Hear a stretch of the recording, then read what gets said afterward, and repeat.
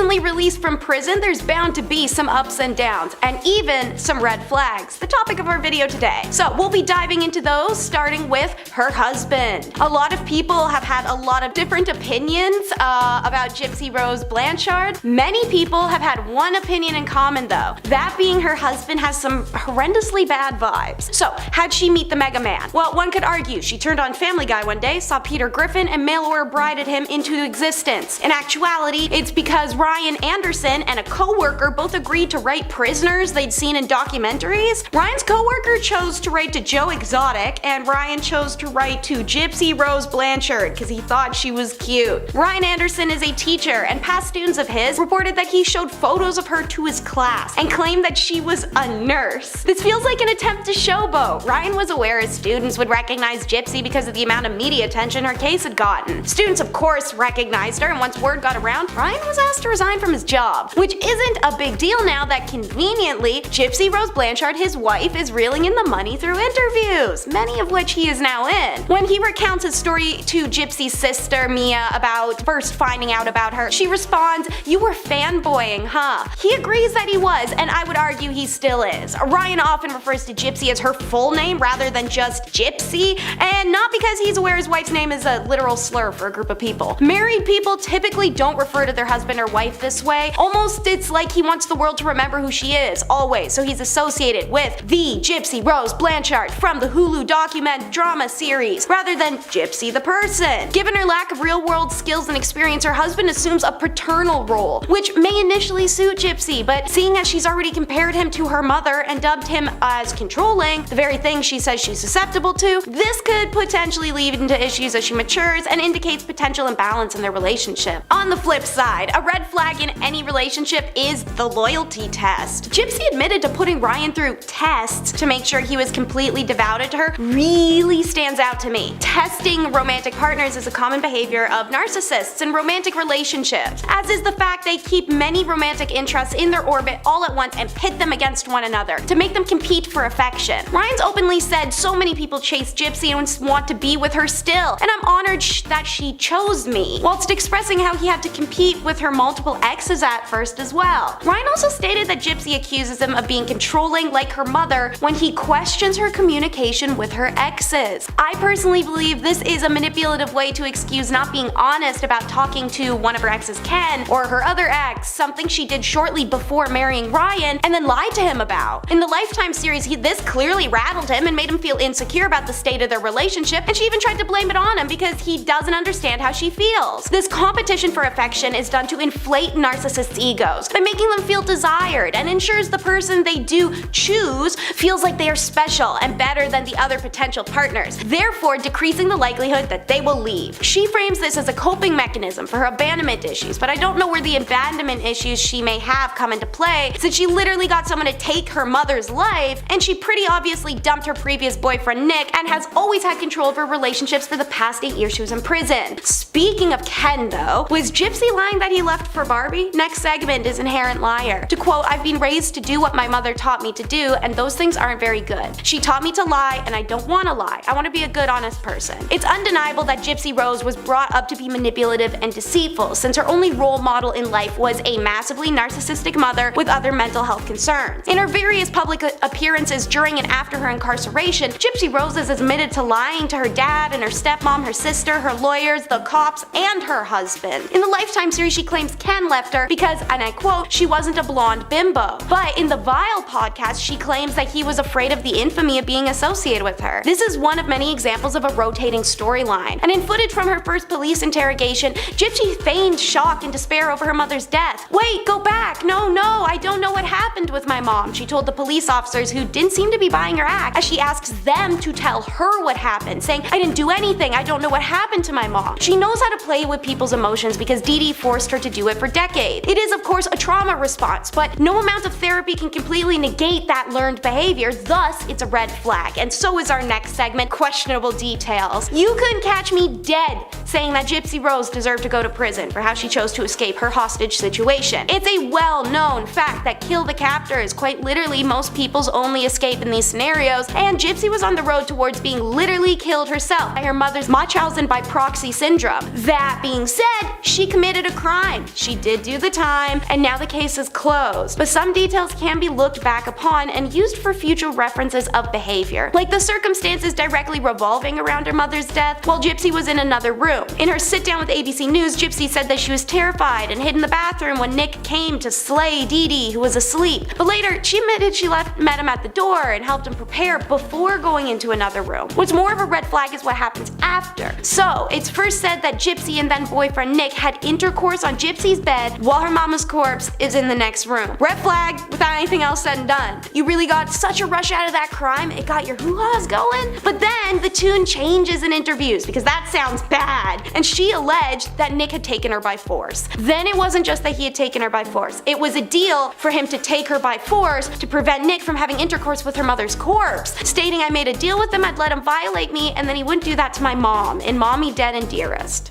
Next up, let's talk about the voice change. And I'm not talking about how mine does throughout a video. It said if you watch Gypsy's OG interrogation videos, then compare them to interviews, she does what many call an intentional voice change, between an average, somewhat high-pitched voice and then one of a completely childlike demeanor. The first person to ever comment on this was actually the taxi driver who took her and Nick to Wisconsin after the crime, and he told ABC News that he picked up Gypsy wearing, and I quote, what looked like an old-looking Cher wig, and again, quote, "The girl looked 12, sounded 5, and had a 40-year-old attitude, and she was not afraid to tell me off." When questioned on her childlike demeanor, specifically her voice, Gypsy not only said it's real, but also got noticeably defensive in the BuzzFeed interview. "It's not my fault, I can't help it, this is my voice," she told the reporter Michelle Dean. Despite her claim, many have made TikToks and videos doing comparisons and highlighting times where it seems intentional. But hey, code switching could be one of the many things she learned from inmates. Our next segment. This can be a red flag depending on what it is that you learned. For example, that something that isn't one but is red in nature is how Gypsy learned about menstruation alongside pads, tampons, menstrual cups, oh my, from her fellow inmates. Before her release, Gypsy also sat down with Lifetime for their upcoming docuseries, The Prison Confessions of Gypsy Rose Blanchard, where she explained that her mama made her wear a diaper during her menstruation and made her feel like Carrie at the prom. When she got to prison, she had to learn more about her body. Her cellmates actually helped her, showed her how to use tampons. But in the same interview, Gypsy explained that she had learned much more than just tampon insertion, seeking relationship advice and social instruction from other women in prison. "In prison, I'm around women that have been around the block or two. They have a lot of life experience," she told People. "Maybe it's not the best life experience, but I've been able to gain some positives from being around other inmates. Maybe not the best for someone who says they're easily influenced, but ideally, like said, she was exposed to the right inmates. Fingers crossed." But there's some worry that Gypsy isn't taking proper accountability, our next segment, and that it could be due to the glorification she received, whether it was from other inmates or adoring letters. While the now 32-year-old was released in December, Nick Gojan was sentenced to life in prison and is currently serving his sentence in the Façade Correctional Center in Missouri. Blanchard, meanwhile, has been taking part in a variety of interviews, recalling her experience and speaking about the death of her mother. In one recent chat with the Vile Files podcast, Blanchard revealed that despite her crime, she doesn't identify as a killer, stating that if you think about it, yes, I had a part in playing in it. I asked Nick for help, she said, but he's the one that did the actual kill, not me. I can't kill anyone. That's why he's in trouble to begin with, because he's the one that did it. So when they say I'm a killer, I don't identify as that. I think she's missing the fact that she was the mastermind and the initiator of the killing, and the person who planned everything. To quote one viewer's response, "She's literally the one that made sure Nick didn't leave no fingerprints, no evidence. Yes, she didn't do the act, but she was just as involved. And that by thinking of her crime the way she has, she isn't exactly taking accountability for it. If a juror says the jury finds the defendant guilty of killing and the defendant says, okay, but I don't identify as a killer, the judge isn't gonna say, damn, okay, case dismissed, all charges dropped. BFFR, that's a red flag." Journalist impressions are up next because people hear these things come out of her mouth live and in person,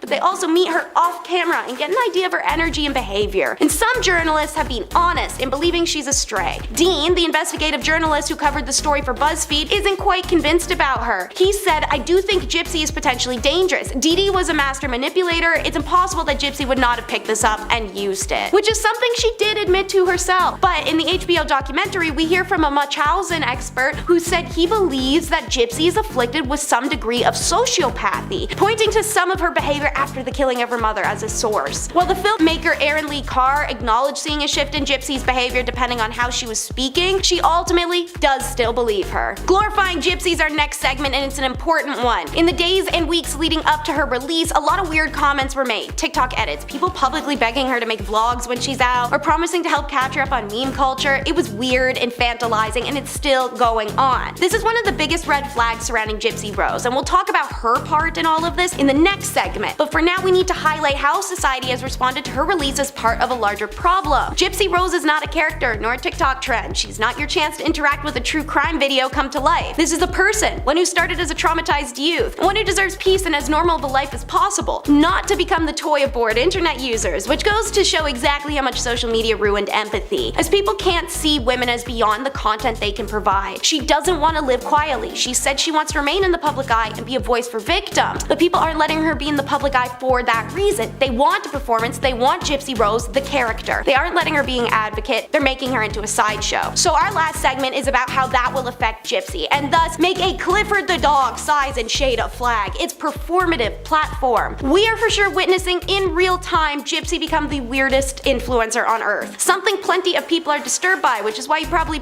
seen plenty of the "why are we treating this traumatized woman who's never had a day of freedom in her life like this, like a random TikTok star" videos. But she's also doing that to herself. Now obviously, she is a felon. She has very limited education, most of it acquired in prison, and she doesn't have many career options. So it's expected of her to monetize her story as a source of income. Also, that she'll at least declaratively state she's out spreading awareness for victims thing, which in the opinion of one Reddit user, in cases like this is just something you say to make the fact that you're earning money and sensationalizing on a morbid event more ethical. But the get ready with me's, the red carpets, the newlywed quiz game with her husband, it's in poor taste. She chose this, she loves the attention, and in that way the apple doesn't fall far from the tree, as much as I hate to say it. This brings up one last problem now. Gypsy spent her entire life performing already. But what happens if people expect something of her maybe she can't do, can't keep up with, because she spent 8 years in prison missing out on her life and normal development, and this girl snaps? She isn't giving the performance you guys want, so she'll lose the performance platform. People on social media nowadays don't retain attention for long. TikTok and Instagram trends change at the drop of a hat. So what happens to Gypsy riding on all this attention, because it's not an if, it's a when, this all goes away? Do you think that's healthy for her, let alone something she'll know how to handle? Let's talk about one of the most influential figures in media, Oprah Winfrey. We're gonna look at some red flags that perhaps we should have paid more attention to. While Oprah has certainly accomplished much in her career, like all of us, she is not without her flaws and controversies.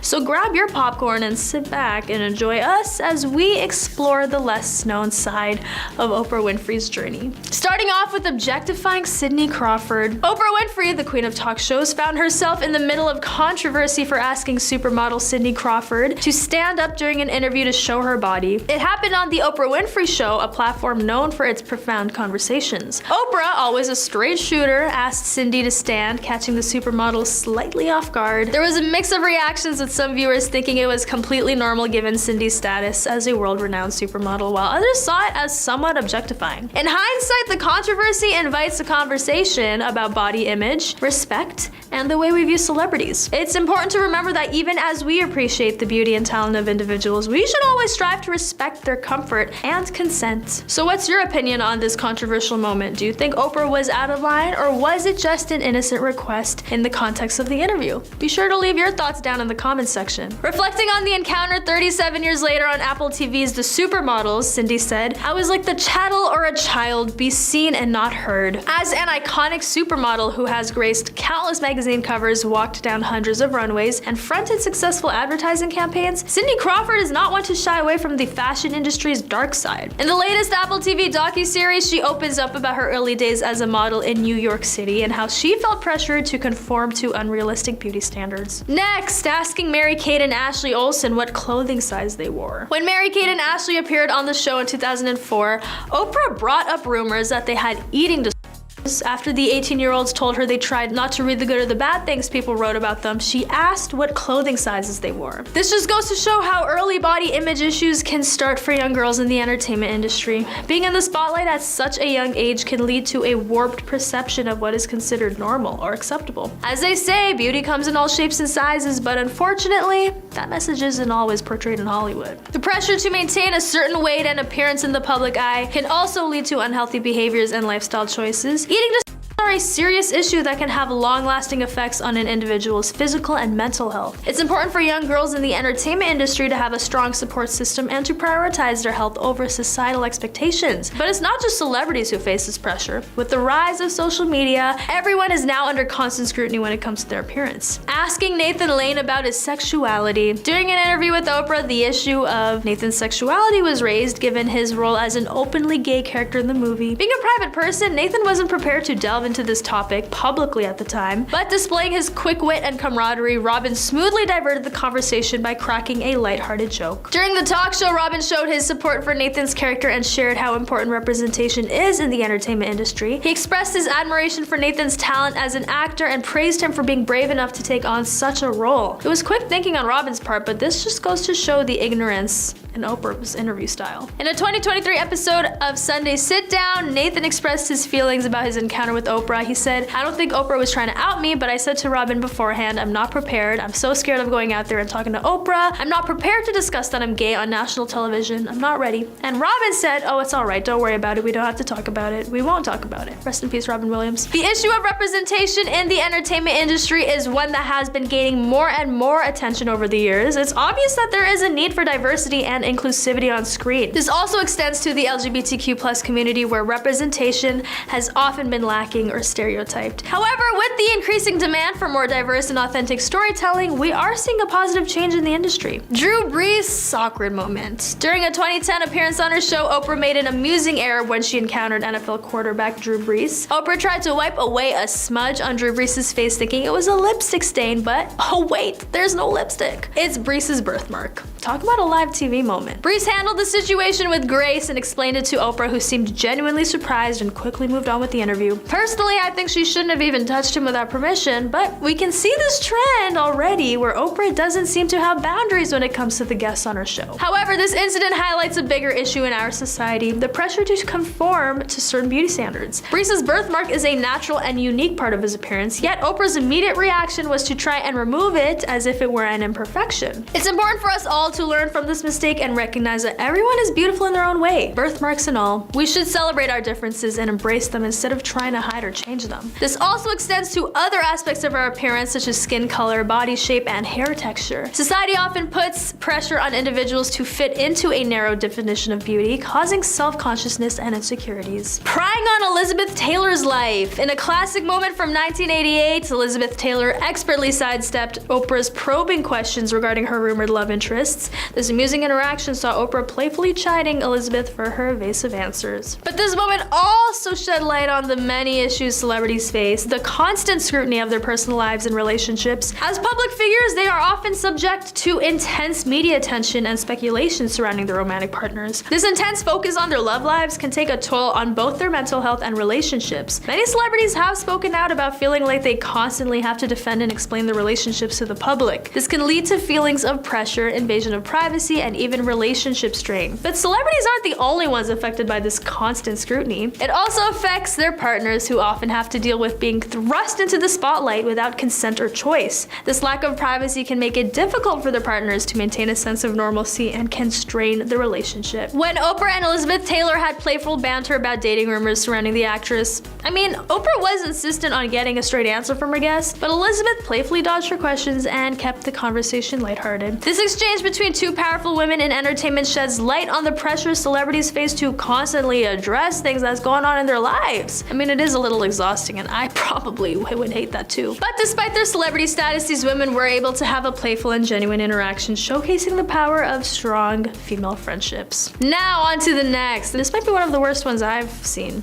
Asking Michael Jackson invasive questions. In 1993, Oprah asked Michael Jackson if he was a virgin, then pressured him to answer when he tried to skirt around it. This moment on the Oprah Winfrey Show sparked controversy and backlash, as many viewers felt it was inappropriate to pry into the personal life of a celebrity. It also shed light on the double standards and intrusive nature of media interviews. The controversy surrounding Oprah's question to Michael Jackson illuminated the intrusive dynamics often present in celebrity interviews. Public figures, while certainly subjected to media scrutiny, still possess a a right to personal privacy. This incident drew criticism as it seemed to cross boundaries of personal decency, delving into a topic that many believed should be considered private even for a public figure. The backlash demonstrated a growing public awareness and rejection of such invasive media tactics, thus further fueling discussions about the ethics of celebrity journalism. As an influential and popular talk show host, Oprah had a significant platform and could easily manipulate the direction of the conversation. Michael Jackson, on the other hand, was a guest on her show and may have felt compelled to answer personal questions in order to maintain a positive image or not offend his host. This power dynamic further highlighted the problematic nature of this particular interview and other similar incidents in the media. Inappropriate interview in front of kids. The Turtles were on stage, surrounded by a sea of ecstatic kids. Then Oprah, in her inimitable style, decided to stir the pot. She asked the Turtles a relationship question about their human friend April O'Neil, a relationship question to a bunch of mutant turtles in front of an audience of children. But let's get back to that question from Oprah. Why did she think it was acceptable to ask that in front of an audience filled with kids? Sounds irresponsible to me. Let's take a closer look at the situation. On one hand, it could be argued that Oprah was simply trying to have some fun and engage with the audience by asking a lighthearted question. After all, the turtles are fictional characters and therefore not subject to the same societal norms as real humans.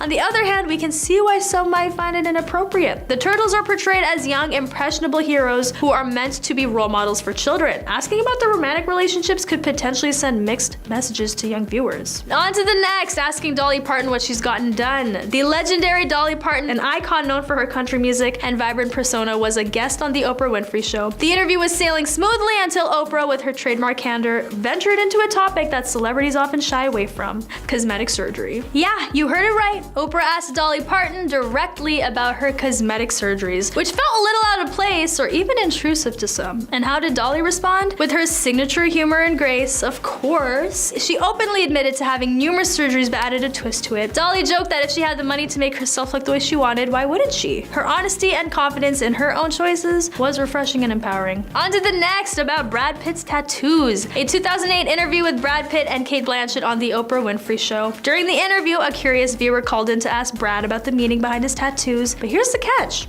Brad chose to remain tight-lipped about it. Brad shook his head with a smile. I don't really want to talk about them. Interestingly, Oprah didn't let it go just there. In her trademark style, she turned the question back to the fan, leading to a lively and intriguing conversation, completely disregarding the fact that Brad initially did not want to talk about them. Asking about Burt Reynolds' toupee. In a 2021 episode of Literally with Rob Lowe, Oprah admitted to making a significant error. She recalled asking Sally Field an impertinent question about whether her then partner Burt Reynolds slept with his toupee on. Following this, she described the actor's reaction as becoming distant and unresponsive. In the interview, Oprah shared how she regretted asking such a personal question and how it affected her relationship with Sally Field. This incident serves as a reminder that even influential figures like Oprah can make mistakes and should take responsibility for their actions. It also highlighted the importance of being respectful and considerate in interviews, especially when discussing sensitive or private topics. Number 10, Billboard Music Awards. At the Billboard Music Awards in May, Cara Delevingne stole the show and captured everyone's attention with her erratic behavior and apparent obsession with Megan Thee Stallion. Several of the model's antics ended up going viral following the show, including her peering around a corner and licking her lips while staring at Megan as she posed for the photographers, which I guess was Cara's idea of a joke. Cara could be seen repeatedly lurking around the rapper, ducking in and out of the shot while sticking her tongue out and shouting. The photos took Twitter by storm, with one user writing, "Your chances of being watched by Cara Delevingne are slim but never zero." Eventually, she ran onto the red carpet and grabbed the train of Megan's dress to give the photos some added movement. Some people believe that Megan looked irritated by it all. Not only that, but video footage from a party resurfaced online which showed Cara attempting to kiss Megan while they were on the dance floor, and Megan literally had to grab her shoulders and hold her back. If you're loving this video so far, please hit that like button, it would really help us out. Number 9, licking Azalea Banks. Not too long ago, a video went viral of the model attempting to lick the rapper Azalea Banks while she was performing her hit track 212 at Leah McSweeney's Halloween party last year. The video was pretty telling because you could see that Azalea got to the end of her song and Cara was literally on her knees in front of her with her tongue out, working her way up the rapper's legs until she was standing alongside the musician. Yes, she seemed like she was licking the entire length of her body, but it's only weird if Azalea says so, and the rapper apparently didn't seem to mind and responded to the video on Twitter, saying that Cara is her girl through and through. Quote, "There were plenty of times I would just hide Cara in my apartment for days at a time to make sure she got some deep sleep and some actual food and wasn't just thrown out amongst the wolves like that. Well, it seems like the nature of their relationship is super ambiguous, but obviously there's a lot of love there. Number 8. Peg the patriarchy. In 2021, Cara attended the Met Gala wearing a white bulletproof vest with the words "Peg the patriarchy" on it. The look drew a lot of attention and praise, but only at first. Eventually, the vest drummed up a lot of controversy as Cara was accused of stealing the message from Luna Matatas, a queer woman of color who trademarked the phrase in 2015. In an Instagram post, Luna wrote, "While I'm giddy that Peg the patriarchy made it to the Met Gala, Cara Delevingne tried to pull it off as their own. No credit to me, the creator and the owner of the trademark." Ironically, Luna said that she trademarked the phrase because she was concerned that people like Cara would co-opt her movement, and that the supermodel would grossly misrepresent everything that the original term would stand for. According to Luna, the movement is about subversion. It's not sexual and it's not about men, which is exactly how Cara described it to Kiki Palmer when she was being interviewed. So when she posted the outfit on Instagram, her comment section filled up with people demanding that she credit the original designer, which she never ended up doing. Number 7. The Doja Cat photo. At the Billboard Music Awards, Cara Delevingne and Megan Thee Stallion were seated next to each other, and Doja Cat was seated in the front row in front of them. Several clips of the moment went viral on Twitter as fans pointed out that it looked like Megan and Doja were trying to have a conversation with one another, but Cara was constantly interrupting. The whole night was crazy. Whether she was literally on the floor trying to take photos of Doja or sticking her tongue out at Megan, her inappropriate antics eventually led people to accuse the model of fetishizing black women. You might think that's a bit of a reach, but Megan definitely seemed uncomfortable with that kind of attention on her, and even posted a photo to Instagram of her and Doja next to each other with Cara photoshopped out of the picture. It wasn't exactly subtle because everyone saw the original version of the photo, which shows that Cara was actually sitting between them at the time. Number 6. Amber Heard affair. The 2022 defamation trial between Johnny Depp and Amber Heard was really quite explosive, and it exposed a number of shocking revelations about both parties. But something that really caught everyone's attention was a leaked deposition that went viral online during the trial, which suggested that Cara was involved in a three-way affair between Amber and her billionaire ex-boyfriend Elon Musk. The video featured a key witness in Josh Drew, who was married to one of Amber's friends at the time, who said that to his knowledge, Amber Heard, Elon Musk, and Cara Delevingne spent the night together. The three of them reportedly hooked up at Johnny's downtown LA penthouse in late 2016 after somewhere around the time that he and Amber split up. But there was speculation, just like with James Franco, that Amber was seeing Cara and Elon while she was still with Johnny. In the end, the supermodel did not have to testify in the trial, but for a period of time it certainly seemed like she was going to get pulled into the legal battle. Number 5. Coachella. Beyonce's culture-shaking performance at the 2018 Coachella Music Festival became so iconic that it was literally called Baychella. Like everyone else, Cara was a huge fan of the show and had nothing but good things to say. She wrote on Instagram, "I am speechless.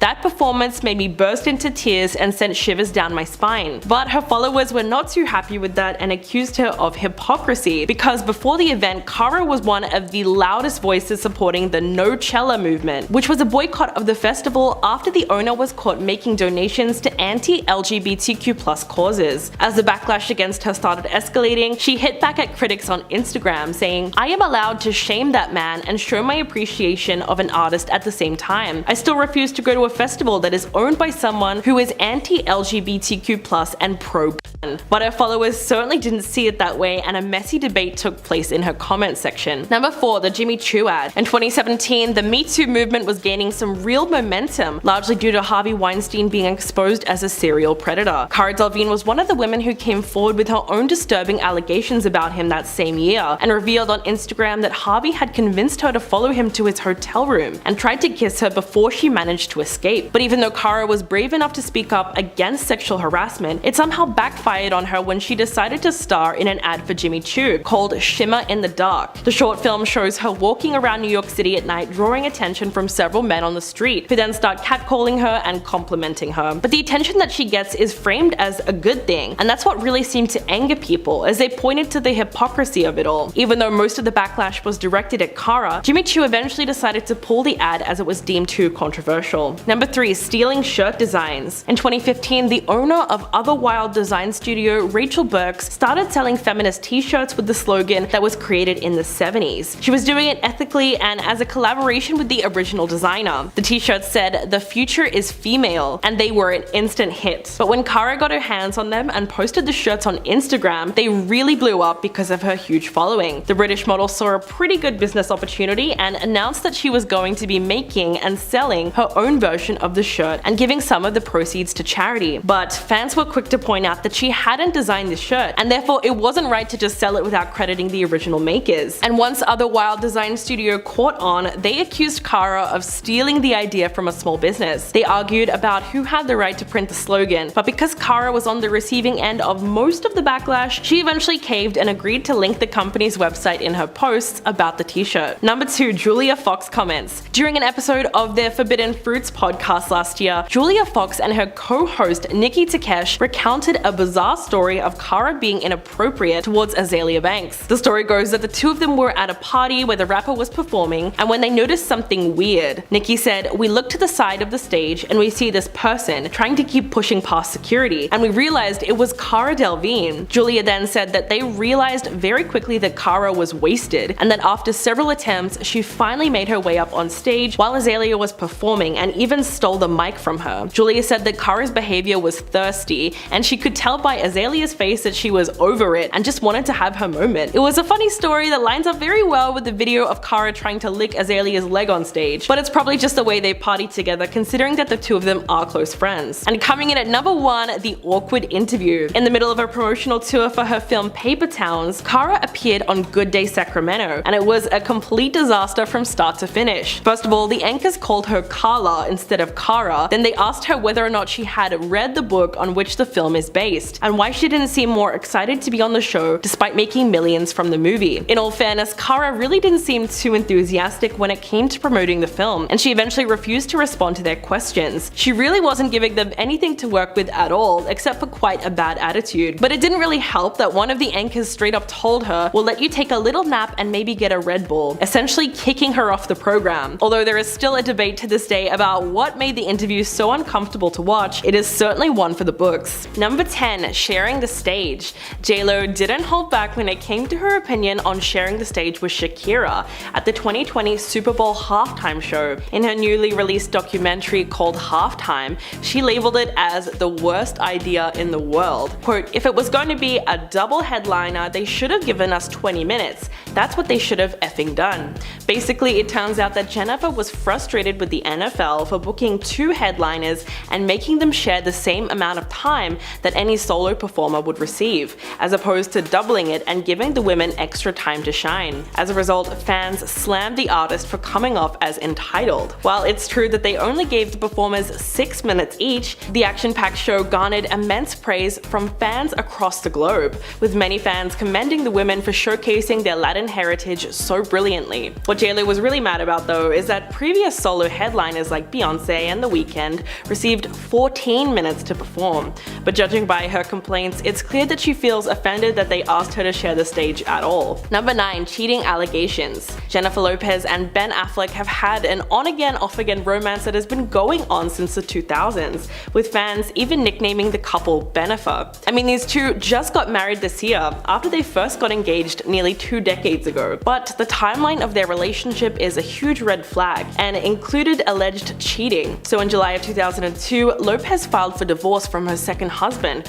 Chris Judd, citing irreconcilable differences. But this news broke just months after Lopez had wrapped the movie Glee alongside her then boyfriend Ben. Even though she vehemently denied cheating rumors, Ben took out an ad in The Hollywood Reporter gushing about Lopez before her divorce wasn't yet finalized. In fact, even Chris Judd's father, Larry, spoke out against the couple and accused J-Lo of being unfaithful to his son. He insinuated that the affair started during the filming of Glee. Quote, "I thought Mr. Affleck would honor a married woman and not just go right into the trailer," and added that she'd be happier if she'd just tell the truth and no one in her little circle is going to say one negative thing to her. But we'll never really know the truth of what happened. Number 8, music theft. The star has been accused of stealing and borrowing background tracks and vocals from other artists for years. One of the stars who accused her of doing this was Usher in 2005. He claimed that she stole a song that he cast aside while recording his hugely successful successful album called Confessions. Usher claimed that J-Lo's single Get Right is actually a re-recorded version of Ride, a song that he co-wrote the year before, which was only available online. He said, quote, "I hate it, but I'd better get some of the publishing rights or else. I didn't put it on my album because I couldn't get it right, but I didn't expect J-Lo to just take it." And apart from being accused of stealing the same sample song that Mariah Carey used for Loverboy, J-Lo was also given songs that were initially intended for Ashanti, which is why a lot of people claim what happened between the two artists was straight up music theft. In September of 2001, Lopez released I'm Real from her second studio album, J-Lo, that she worked on with Irv Gotti. But the song was already recorded and mixed with Ashanti's vocals, which is why you can still hear her background vocals in Lopez's version. Number 7. Makeup artist feud. Scott Barnes, who worked for J-Lo for the past 20 years, has had to deal with so much of the star's crazy hot and cold behavior. In the mid-2000s, the star essentially banished her longtime makeup artist, Scott Barnes, after rumors surfaced that someone had leaked info to the press about her and Mark Anthony's secret marriage ceremony. Speaking on the Jeff Probst show in 2012, when asked about how J-Lo treated him, he said, quote, "It was like I had the plague." But interestingly enough, eventually she ended up giving Barnes his old job back again after learning the truth, but apparently failed to apologize for being so cold and ruthless towards him. I mean, she literally cut him off without a word and blamed him for the leak without even confronting him. Barnes went on to say, quote, "I went right back to work with her and we just never spoke about it again," which is even weirder. The funny thing is, her celebrity makeup artist would go on to work with her for another 6 years and insisted that they remain on good terms despite the fact that she ghosted him and didn't even apologize for it. Number 6. The Mark Anthony romance. Celebrity gossip magazines could not get enough of the power couple in the early 2000s. They were absolutely everywhere and it seemed like fans loved the pairing. But their beginnings as a couple were super questionable to say the least. Anthony married former Miss Universe Dayanara Torres in 2000, while Lopez was dating Ben Affleck roughly around the same time. But the on-again, off-again couple picked their romance back up while Anthony was still married to Dayanara. So less than a week after Anthony's divorce was finalized, the couple surprised fans by getting married in a small, casual ceremony in her Beverly Hills home in early June. It really begs the question of whether or not J-Lo was some kind of homewrecker, because the timeline of the rekindled relationship seems really off. I mean, he actually broke Dayanara's heart, and she said, quote, "You go through hell. I cried until there were no tears left, until I was numb. I didn't want to eat, I didn't care to get dressed or take a shower, I just wanted to lie there." Anthony's feelings for Jennifer might have been there all along because the two had history, but he should have put way more thought into who he chose to marry in the first place. So in a way, they're both at fault here. Number 5. Insensitive comments. To give you some background on why everyone felt that J-Lo was trashing belly dancing. So a part of the 2020 Super Bowl performance featured young dancers sitting in glowing cages, which many people assume represented the immigrant children in cages at the US border. But she apparently had a hard time convincing the NFL to do this, and said, quote, "I'm trying to give you something with substance, not just us out there shaking our effing asses and effing belly dancing." She went on to say that she wants something real, something that's gonna make a statement, something that's gonna say we belong here and we have something to offer. Now, if you're confused about why that was so controversial, essentially she compared the art of belly dancing to just shaking your butt for the hell of it. In fact, that particular line was shared across Twitter and people were big mad. It was just a little culturally insensitive to say, considering the fact that the dance has long been associated with Middle Eastern cultures, and it's something that Shakira has become known for, using it to channel her father's Lebanese Syrian Arab roots. Number 4. Avoiding the Bronx. This one, train wreck of an ad campaign, led people to openly mock both Chrysler and Jennifer Lopez. The central premise of the ad was that sometimes J-Lo will drive through her old hood in the South Bronx in a Fiat 500 just to stay inspired. Although it sounds ridiculous, the marketing campaign obviously tried to draw on the singer's famous Jenny from the Block era. Most people recognize the song in which she pays tribute to growing up in the Bronx, which had been a solid part of her image since the 90s.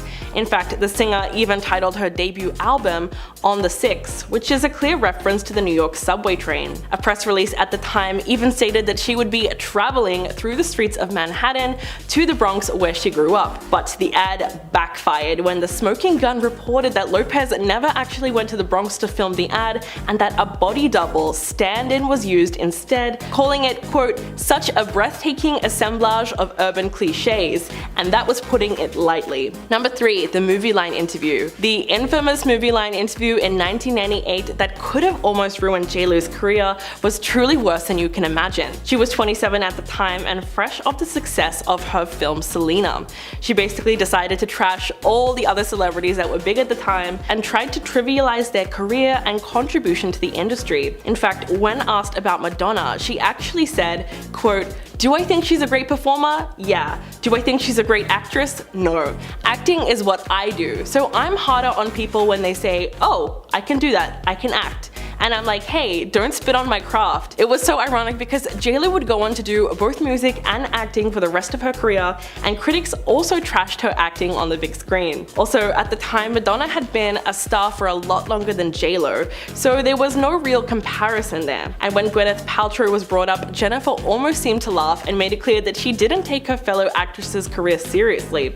Quote, tell me what she's been in. I swear to God, I don't remember anything she was in. Some people get hot by association. I heard more about her and Brad Pitt than I ever heard about her work.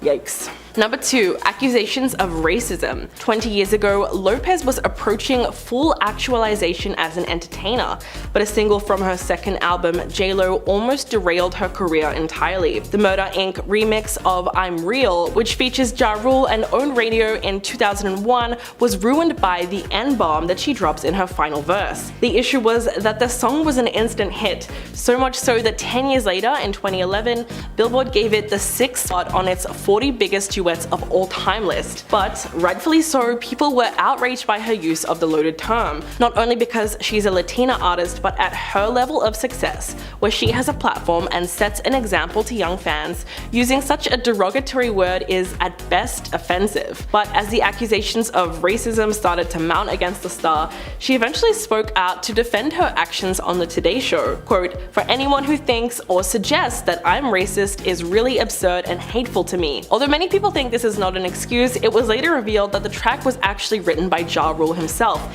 and apparently he encouraged her to say it. And number 1, fired a maid. This one is really indefensible.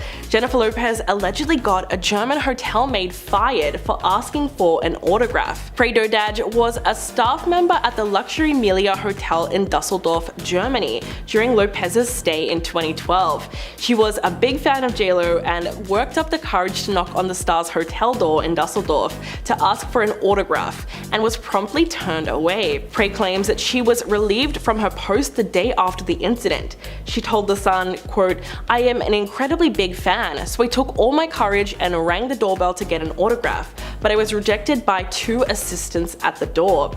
A day later, the cleaning company that employed me at the hotel called and said that Ms. Lopez had complained. I was fired right there on the phone. If the incident really happened, it's hard to ignore the irony when you remember that Jennifer played a hotel maid in the movie Made in Manhattan. After receiving a rightful amount of backlash, the pop star wrote on Twitter, quote, come on, thought you knew me better than this, would never get anyone fired over an autograph.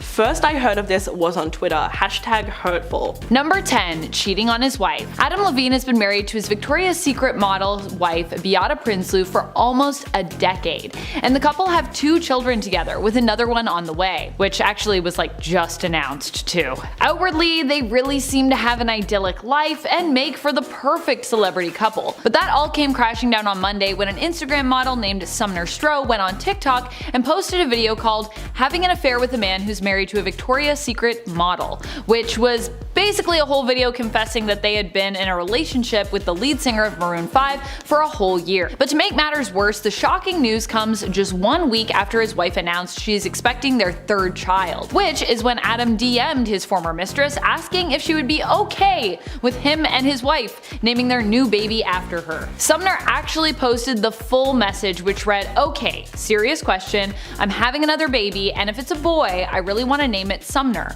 You okay with that? dead serious. Sumner said that by this point they hadn't been talking for several months, so she was extra surprised when she heard from him again. If you feel like this story is wild, let us know by giving this video a thumbs up. I personally think the whole naming your baby after your former mistress is pretty out there. Number 9. Strange comments. If you're wondering where Adam got the audacity to cheat on his wife, it was really no surprise when you look at his tone-deaf comments about infidelity in 2009, when he said, "I have cheated, and you know what? There is nothing worse than the feeling of doing it." So apparently, Adam might think the hardest part of the cheating is actually the act of doing it for the cheater. What about the people who are being cheated on though? Did he ever think that it might be indescribably painful for them? He also said that his best feature was that he was able to detach himself. Quote, "It's also my worst feature. I let myself off the hook to the point where it's a bad thing. People are hard on themselves, I'm not." Not only that, but Adam also caught quite a bit of backlash for his comments in a 2014 interview with GQ magazine. The singer addresses his reputation as a bit of an egomaniac. He said, "I'm not arrogant, I'm cocky. It's different. Cocky is playful. Others certainly would beg to differ though." So the whole thing just made him come off as really obnoxious, and most people would see that interview as a major red flag when it comes to his personality. Number 8. I hate this country. In 2013, Adam Levine ended up entangled in controversy after he said while live on air on The Voice, "I hate this country." The next day, all of social media across the US was seemingly up in arms, which he was surprised about. In all fairness, his words were kind of twisted by being taken out of context here. He made the remark as a jest in response to contestants being eliminated from the show, which he was obviously sad about. He didn't want to see them go, and so playing up the drama of the moment, he made the remark, but as a joke, not seriously. However, when people decided to attack him from all sides about his statement, his response was pretty snide, I gotta say. He responded to the backlash by consulting the dictionary, explaining that it had only been a joke, and then going on to explain what a joke meant by providing the definitions from the dictionary for the words joke, humorless, lighthearted, and misunderstand. Yeesh. Wow. Could've just been like, it's a joke. You don't need to give everyone all the definitions to words. We know what words mean, Adam Levine, okay? Number 7. Bad attitude. There is no denying Adam Levine's sex symbol status, but for that exact same reason, he has also been labeled a bit too cocky for his own good. A lot of people would say that he seems to have developed a pretty bad attitude when it comes to appreciating his fan base. In fact, just last year, a TikTok went viral of Adam going off on a fan for coming on stage. The incident happened during a Maroon 5 performance when he was belting out the band's 2004 hit Sunday Morning, and an overly eager fan suddenly rushed the stage and reached for him. The video shows that security quickly grabbed the woman and pulled her away from Adam, who was then seen cursing, shuddering, and shaking off the experience before getting back into the music. Many were offended by his visceral reaction, suggesting he should humble himself and remember that the band is only successful because of its fans. Which, I mean, fair enough. It's true, that's how it works. Number 6. Yoga practice. When it comes to Adam Levine's reasoning behind getting in a good stretch, it is less to do with his love of the practice or the spiritual elements of yoga, and more to do with his love for the look of the people who take the classes with him. Back in 2002, when Adam Levine was interviewed by Details magazine about his connection to yoga, he responded by pointing to his pelvis and said, "You know what yoga is good for? I'll tell you what yoga is good for.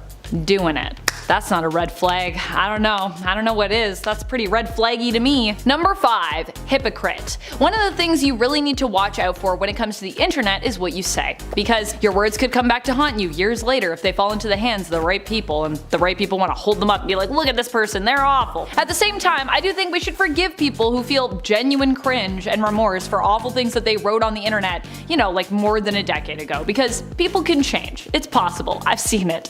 In the case of Adam Levine, though, it didn't take too long for people to turn his words against him after he seemingly changed his mind when it came to his thoughts on celebrity fragrances. Almost overnight. Or well, not quite overnight, but like about a year or 2 years later, which is still a pretty short turnaround, I think. In 2011, Levine took to Twitter, disgusted by the idea of celebrity fragrances, and in 2012, he also shared his opinions on celebrity fragrances in an interview, which he saw as a massive money grab. Quote, "I absolutely loathe the idea of doing a celebrity fragrance simply as a moneymaker. Personal brand to make money? Vomit. In the fall of 2013 though, he seemingly changed his tune, putting out his own fragrance that came in a bottle resembling a microphone. I think that one just speaks for itself. Number 4. Reasoning for not being a misogynist. Okay, but if I sleep with so many women, how can I be a misogynist? That seems to be the summary of Adam Levine's reasoning for not being a misogynist, which, not very sound.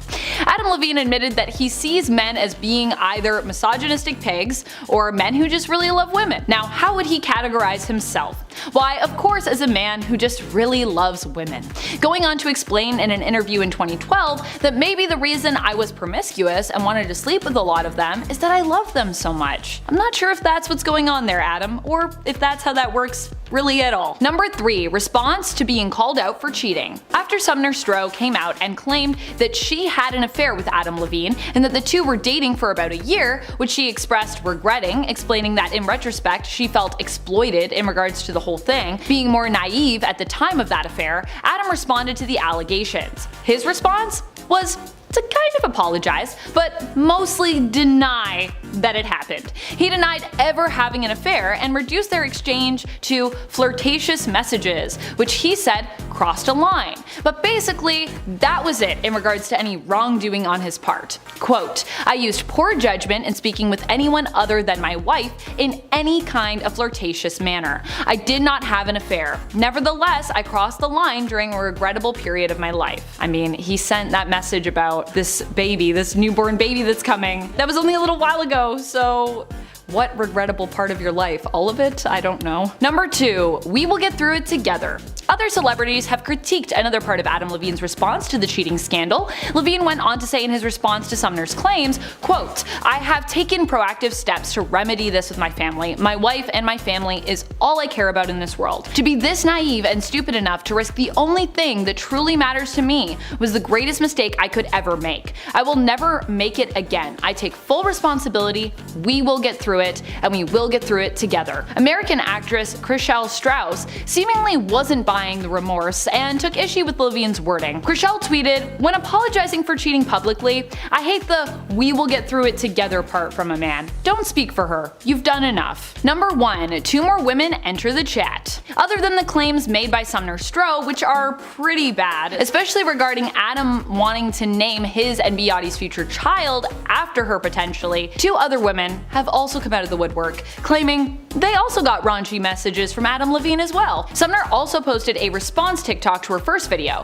where she wanted to expand on why she shared details of her interactions with Levine in the first place and express her remorse about the whole thing, clarifying she does not think of herself as the victim and that to her it is Prinsloo and her children who are the victims of this scandal. She also shared that she really only got into the affair with Adam Levine because he manipulated her, with him claiming that his relationship with Prinsloo was over, but that they were still presenting as a couple for publicity's sake. Marika, a comedian who has also come out to share her receipts, claims that she called out Adam Levine on being married and flirting with her during their time messaging, and he confirmed he was, but added, "It's a bit complicated." Is it? Is it a bit complicated, or are you married and you just want to send messages to other people?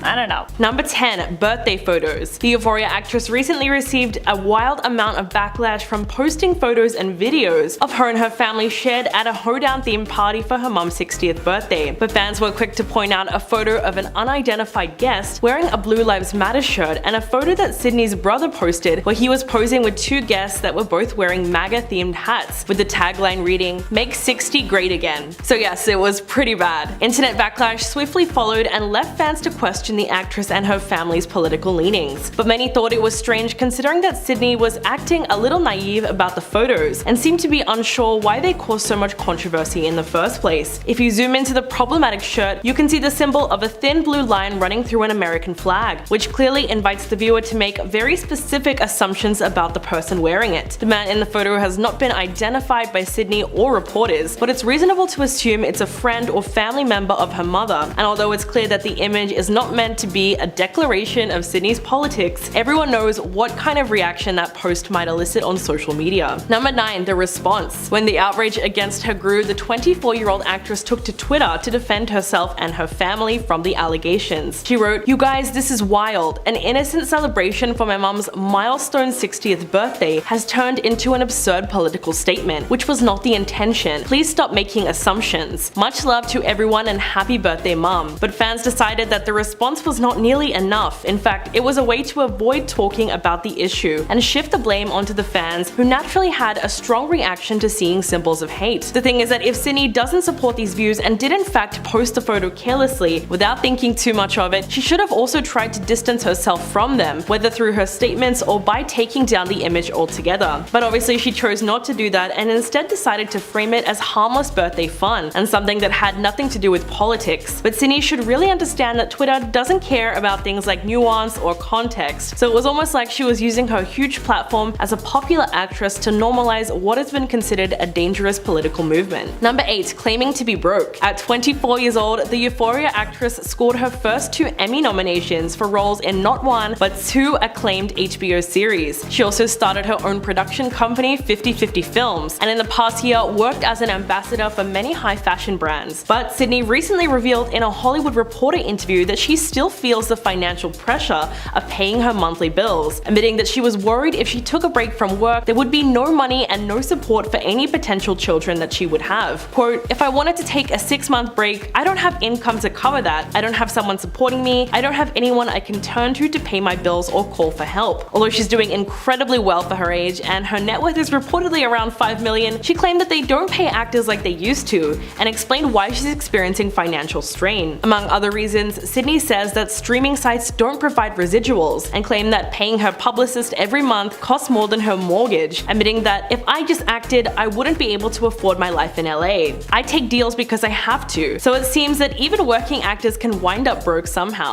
Number 7. $1 million mansion. It wasn't long before the Euphoria star started receiving an intense amount of backlash for her comments on money after fans discovered that she recently bought a $3 million property in Los Angeles. After the article was published, which many people labeled as tone deaf and straight up ungrateful, fans pointed out that Sydney has recently dropped $3 million on a 5-bedroom, 4-bathroom property in the Westwood neighborhood of LA. So the fact that she was complaining about her mortgage actually seemed to fall in the category of rich people problems rather than anything else. I mean, her mansion is crazy big. It's a Tudor-style home that was built in 1933 and is situated on the top of a hill with golf course views. It's 3,200 square feet with a fireplace, a large backyard, and beautiful wood beams. So she's not exactly roughing it. And as for Twitter, no one was having it. One person wrote, "Surely the mortgage on her $3 million LA mansion is a great monthly expense, but hopefully the golf course view from the front porch eases the pain." I feel so bad for her. Number 6. Questionable family. After the actress faced backlash for photos of her mother Lisa's 60th birthday hoedown, internet sleuths decided to look into her family and see whether or not Sydney was also a conservative herself. Because after all, in the pictures posted by her brother Trent, there was a photo that showcased family members sporting red caps, which were perceived to be Make America Great Again merchandise. So amid all the outrage, some netizens pointed out the possibility of her family being right-wing supporters, and how it was a given that the actress grew up in Idaho, a right-leaning state. Sydney was born to Scott and Lisa Sweeney in Spokane, Washington. However, later her family moved to northwestern Idaho. She also confirmed this with Elle magazine and told the publication that her family moved to LA around 2010 to support her passion for acting. Over the years, various renowned publications like The Guardian and HuffPost have labeled Idaho as one of the most conservative states in the United States. Not only that, but the state has always historically favored the Republican Party, which has been in power in the state for years. Sydney also confirmed that yes, her family is religious when she told Dread Central in 2018 that "I come from a religious family, but I'm open to all religions." Number 5. MAGA supporters. As a consequence of the birthday photo controversy, Sydney has seen an uptick in support from the right, and it hasn't exactly helped her case. Conservative commentator Tommy Lauren tweeted that Sydney should never bow or apologize to the mob. She followed that up with, "OMG, Sydney Sweeney had the audacity to have a birthday party for her mom and her family, and they had the audacity to appear like they might be conservatives or support law enforcement. Oh, the horror.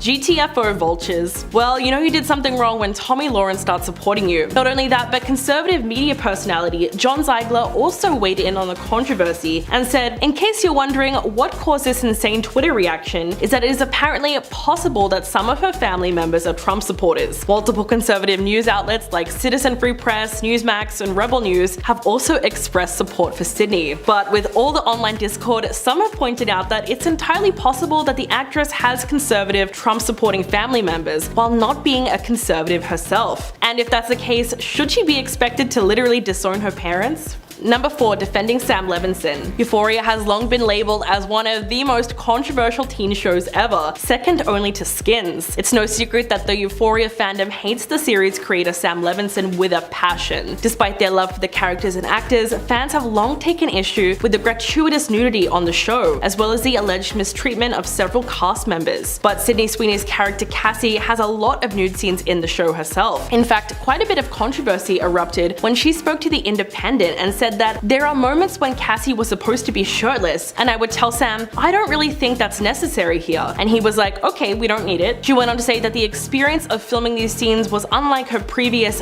bad experiences, since Sam was open to her opinion and made her feel safe. While it's obviously a good thing that Sydney felt as comfortable as possible while doing the nude scenes, people were quick to pick up on the fact that she admitted that there was simply too much of it. Not only that, but the criticism of the show's excessive nudity is for a valid reason. The world of Euphoria depicts teenagers, so putting them in those scenes without a real purpose behind it is extremely questionable to say the least. Number 3. Barbie Ferreira drama. Fans were pretty shocked when it emerged that Euphoria star Barbie Ferreira quit the series in a shocking surprise exit ahead of season 3. The actress who played Kat Hernandez on the HBO drama has left amid rumors of nasty feuds on set, which allegedly resulted in her scenes getting cut from the series. After season 2 premiered in early 2022, it was clear that her character Kat had few to no lines at all, and subsequently reports of a feud between Barbie and Sam Levinson emerged. In fact, the Daily Beast published an explosive report alleging that Barbie stormed off set at least 2 times after butting heads with the director, and also ended up skipping the season 2 red carpet premiere. Fans of the show flooded Twitter, one writing, "Her and Sam Levinson were going to war all second season and he demoted the heck out of her. She was such a good character." But with all the outpouring of support online, we couldn't help notice Sydney, along with all her fellow cast members, chose not to publicly stand up for Ferreira at all. In fact, they seem to be completely silent about the whole thing and have only chosen to sing Sam's praises. Number 2. Controversial kiss. If you happen to find yourself binging the Netflix show Everything Sucks in your spare time, it's probably for a good reason, with its nostalgic 90s soundtrack and endearing character dynamics. What's more, the showrunners decided to cast actual teenagers to play teenagers, which is great, except for the fact that Sydney Sweeney was a lot older than her co-stars. This only became an issue when one of the storylines involved her making out with her 14-year-old co-star Peyton Kennedy, and yes, everyone was very creeped out. Sydney played Emmeline Addario and Peyton played Kate Messner, 2 female characters whose story arc sees them eventually get together in a queer relationship. Although they both passed as high schoolers, the 6-year age difference between the actresses alarmed a lot of people, with some calling Sydney's character outright disgusting and predatory. But to be fair, there's no way the more intimate scenes would have happened without Peyton's consent, and even her parents' consent considering her age. But would that scene have been allowed if it was between a 20-year-old guy kissing an underage girl? Probably not. And coming in at number 1,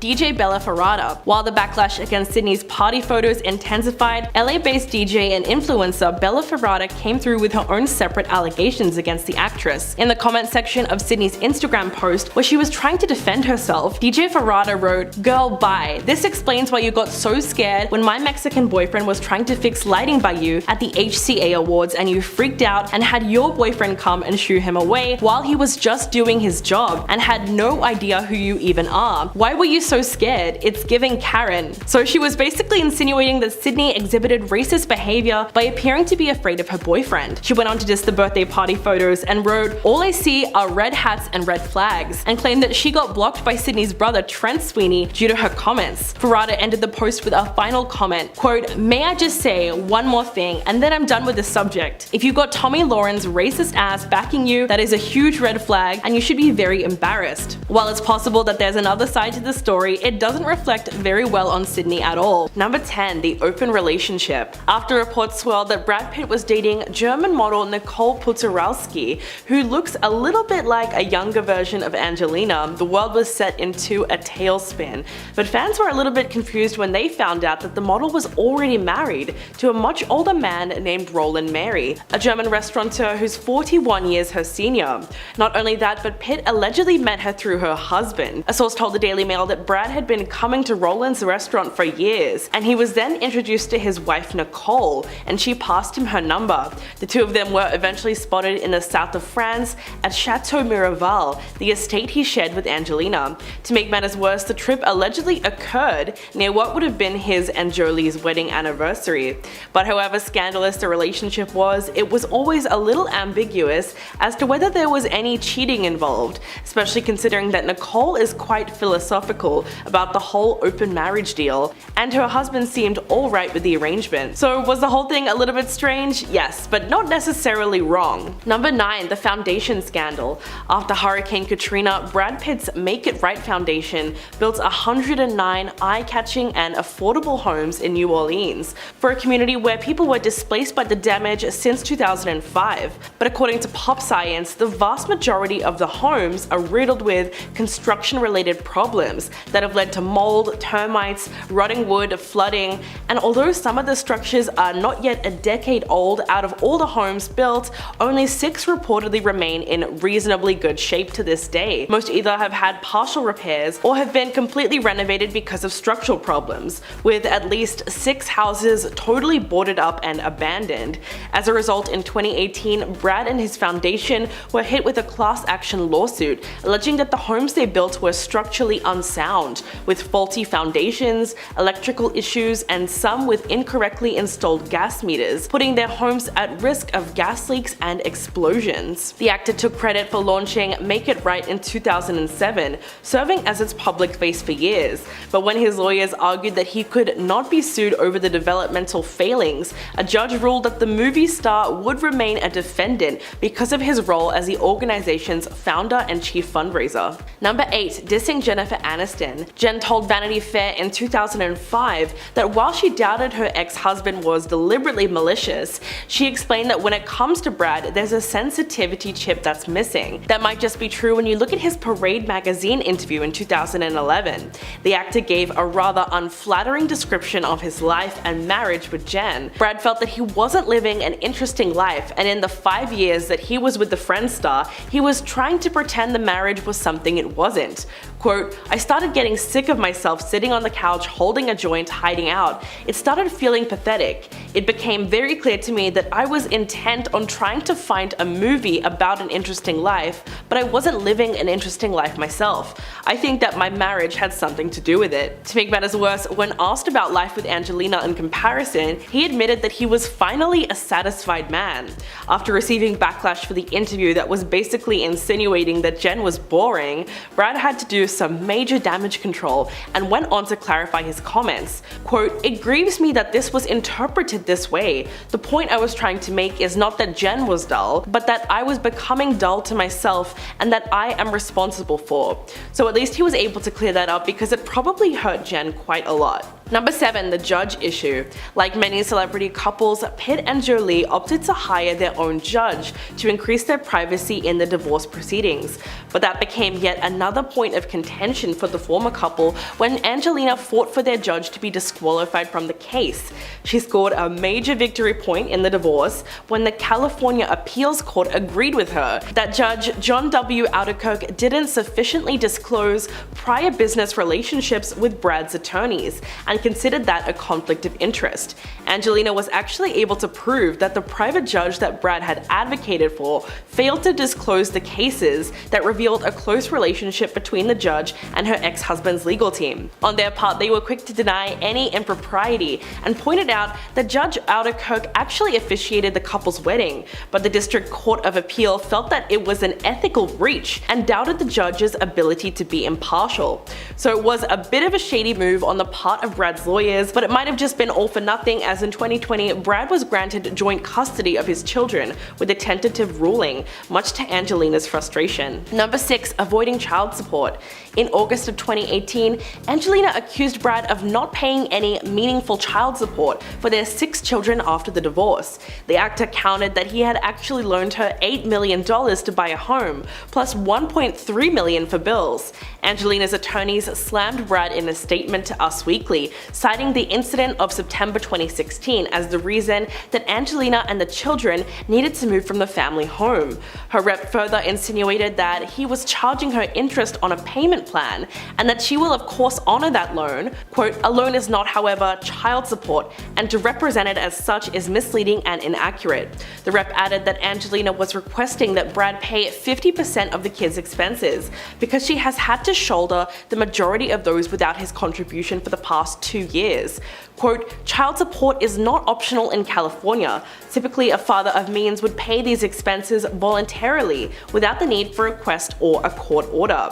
The former couple's constant back and forth fighting over finances still hasn't ended. In fact, Brad is reportedly suing his ex-wife for allegedly secretly selling their $116 million winery without his knowledge. Number 5. Whitewashing. We certainly can't talk about red flags without bringing up the controversy surrounding Bullet Train.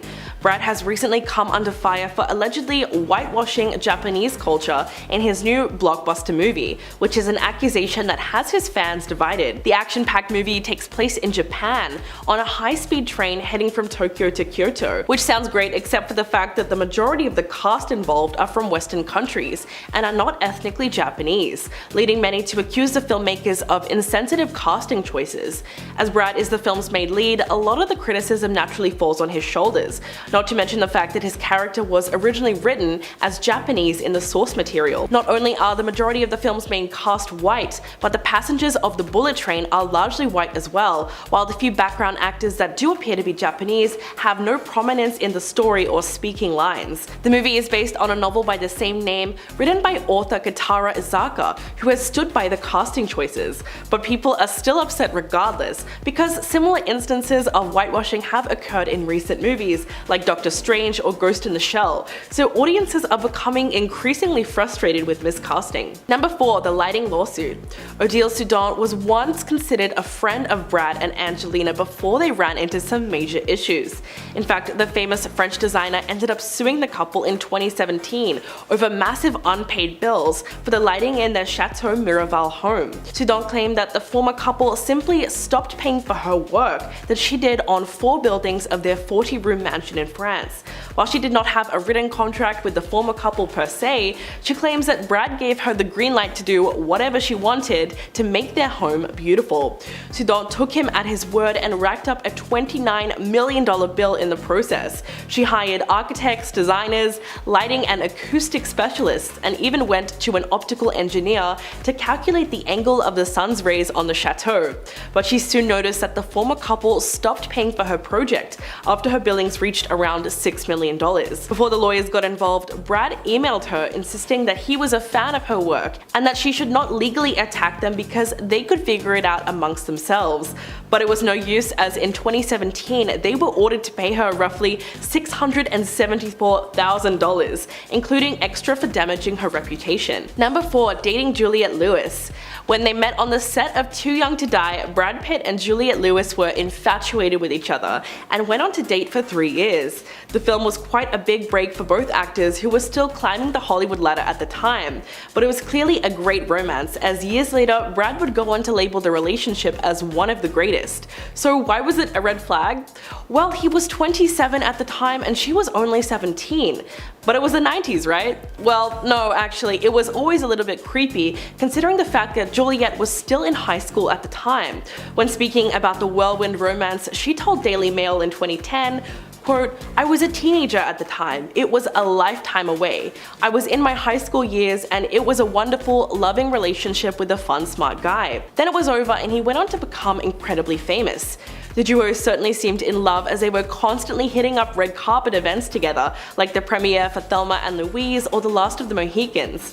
But the relationship was still a questionable one and falls into a morally grey area because of Juliet's age at the time. Number 2. Working with Weinstein. In a recent interview, Angelina Jolie opened up to The Guardian about her experience with the disgraced movie mogul Harvey Weinstein, speaking about his unwanted advances. Quote, "It was something I had to escape. I stayed away and warned people about him. I was asked to do The Aviator, but I said no because he was involved. I never associated or worked with him again. It was hard for me when Brad did." She went on to admit that it was very difficult for her when Brad continued to work with him, despite the fact that he tried to take advantage of her when she was 21. The couple fought over Brad's decision to take on Inglourious Basterds in 2009, which was distributed and co-financed by the Weinstein Company, and again in 2012 when he approached Weinstein to produce his film Killing Them Softly. Angelina makes it clear that Brad was well aware of what happened to her and went against her wishes anyway, which caused a great deal of pain. The actor made headlines for an interview with CNN, condemning Weinstein, and spoke about a time that he confronted him for preying on his then girlfriend Gwyneth Paltrow. So it's safe to assume he always knew about the Hollywood predator and was still happy to keep working with him. Number 1. Accusations of domestic violence. Angelina Jolie and Brad Pitt's separation has been anything but a smooth process since it began, back in 2016. Their divorce seems to become messy and messier as years go by, especially after a disturbing allegation by Angelina last year, who filed court documents against her ex-husband that claimed that she was a victim of domestic violence. In fact, the court documents state that the actress and her children are willing to offer proof and authority in support of these allegations. She also agreed to provide testimony, along with the testimony of minor children. So where did this serious accusation come from? Well, in 2016, news broke that an altercation on a flight from Nice, France to Los Angeles had ultimately sparked the reason for the couple's divorce, as Brad was drinking heavily on the flight and allegedly physically hurt their oldest son, Maddox. He was subsequently investigated by the Los Angeles Department of Children and Family Services and cleared. Brad reportedly told the FBI that he had shouted at his son, but insisted that he did not attempt to physically harm him, his wife, or any of their other children. The actor has since also admitted that he was facing difficulties with alcohol at the time, and attended Alcoholics Anonymous following the divorce. So it's possible that the incident was just a family argument that happened to escalate.